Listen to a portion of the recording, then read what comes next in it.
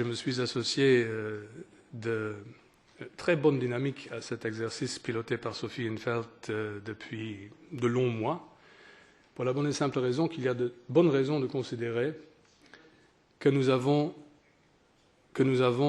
besoin d'un mécanisme de surveillance de possibles dérapages de gouvernance au sein de l'Union européenne. Ces dérapages de gouvernance ne sont pas l'apanage de certains pays. Même si on parle de Hongrie, même si on parle de Pologne, même si on parle d'autres endroits, moi je pourrais m'en imaginer plein d'autres. Je me demande par exemple pourquoi on soumet pendant des mois 100 000 frontaliers français qui travaillent au Luxembourg parce que la France est incapable de les faire travailler à des contrôles frontaliers absolument innécessaires et inutiles parce qu'on veut bien maintenir un état d'urgence. Je trouve cela problématique.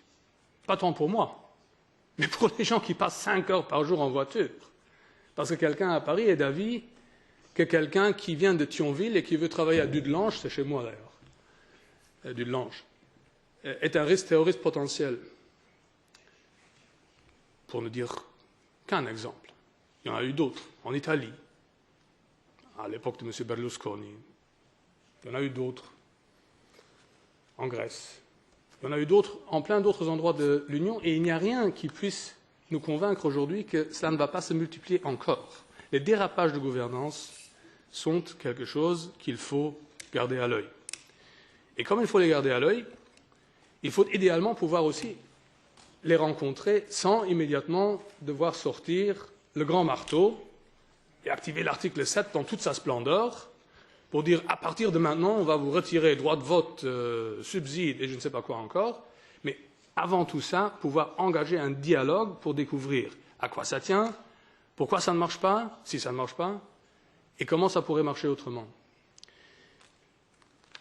C'est ces choses-là qui sont visées par le mécanisme que nous venons d'appeler de nos souhaits, parce qu'à la fin du compte, il n'y a pas encore beaucoup de choses qui sont faites à partir de ce matin, sauf que le Parlement a exprimé sa volonté. Il manque deux autres institutions pour pouvoir nous engager dans un accord interinstitutionnel. Et nous savons que les deux autres institutions ne sont pas nécessairement très friandes de ce que nous venons d'adopter. C'est bien que cela ne nous ait pas découragés de quand même formuler nos souhaits.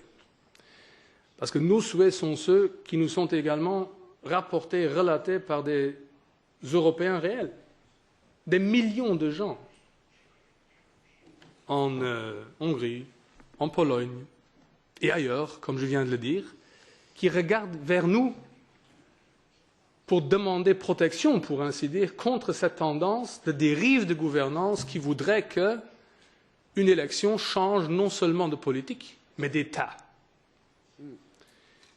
Du moment que nous acceptons que n'importe quelle anodine élection politique puisse changer la nature d'un État, au lieu de changer une politique, eh bien nous sommes dans l'antécédent de ce qui s'est passé dans les années 20-30 du siècle dernier, où soudain, il y a eu dérapage généralisé sur tout le continent vers une gouvernance autoritaire dictatoriale qui a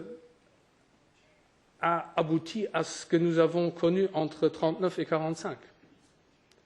Et éviter cela doit être l'ambition suprême de tous ceux qui s'occupent de gouvernance européenne à l'heure actuelle. C'est pour ça que nous avons souhaité instaurer le mécanisme que nous venons de voter. Il a tout son bien fondé. Il n'attaque personne. Il ne viole personne. Il fera en sorte que tout le monde sera traité d'exactement la même façon.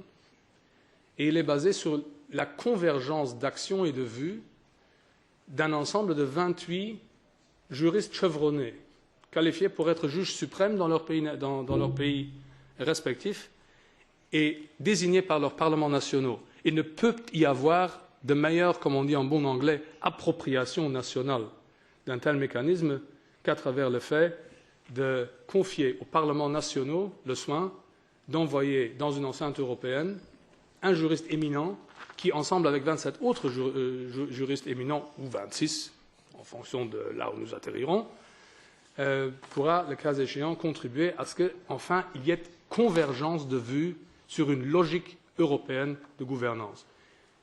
Nous l'appelons de nos vœux tous les jours, nous en référons aux valeurs européennes tous les jours. Je crois que nous en sommes encore, hélas, un peu plus loin que nous le souhaiterions. Ceci est fait pour nous en rapprocher.